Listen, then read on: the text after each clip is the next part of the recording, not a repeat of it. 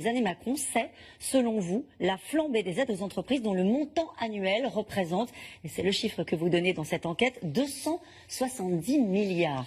Alors, vous dites tout simplement que les actionnaires, que les multinationales ont fait un hold-up organisé sans contrôle au détriment des contribuables. Oui, tout à fait. En fait, l'histoire de notre enquête commence, on suit l'argent public. On se demande où va l'argent de nos impôts, nous qui sommes tellement imposés, on voit bien que les services publics souffrent. Et que la dette explose, donc on se demande où va l'argent. Ouais.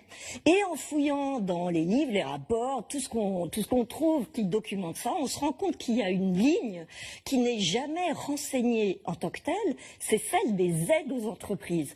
Et le chiffre de 270 milliards d'euros que vous citez, on l'a reconstitué comme un puzzle en allant chercher dans les différents documents, les liasses du budget, mais aussi des rapports faits par des universités indépendantes, des organismes. Il y avait eu un rapport du Sénat qui avait dit 211 milliards. Vous êtes au-delà. Absolument. La différence entre nous et le Sénat, ça tient à des détails techniques. Par exemple, le Sénat, il ne prend pas les exemptions fiscales. Vous savez, il y a eu des tas de développements de primes qui ne sont pas soumis à cotisation patronale.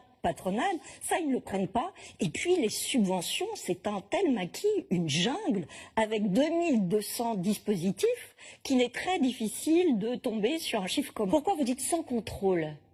Si on cherche, on sait où va l'argent. Alors, en fait, ce qu'on dit, c'est qu'il y a des critères pour toucher les aides.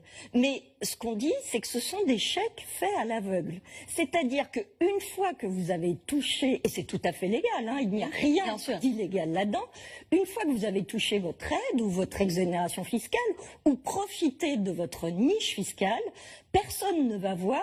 D'abord, il n'y a pas de conditionnalité. Si vous délocalisez, on a des exemples, on pourra en parler.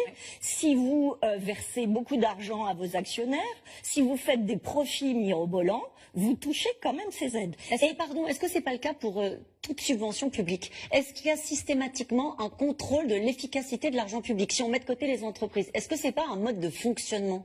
Alors, en tout cas, c'est pas le cas à l'étranger, par exemple. Si vous êtes en Espagne ou en Italie, vous touchez une aide publique.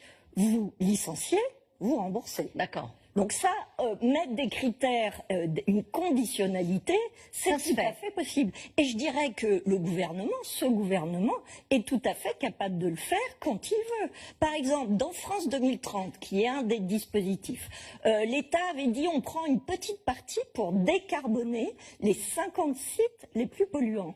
L'argent a été utilisé pour décarboner. Quand on se donne un objectif, on peut le tenir. On peut vérifier. Alors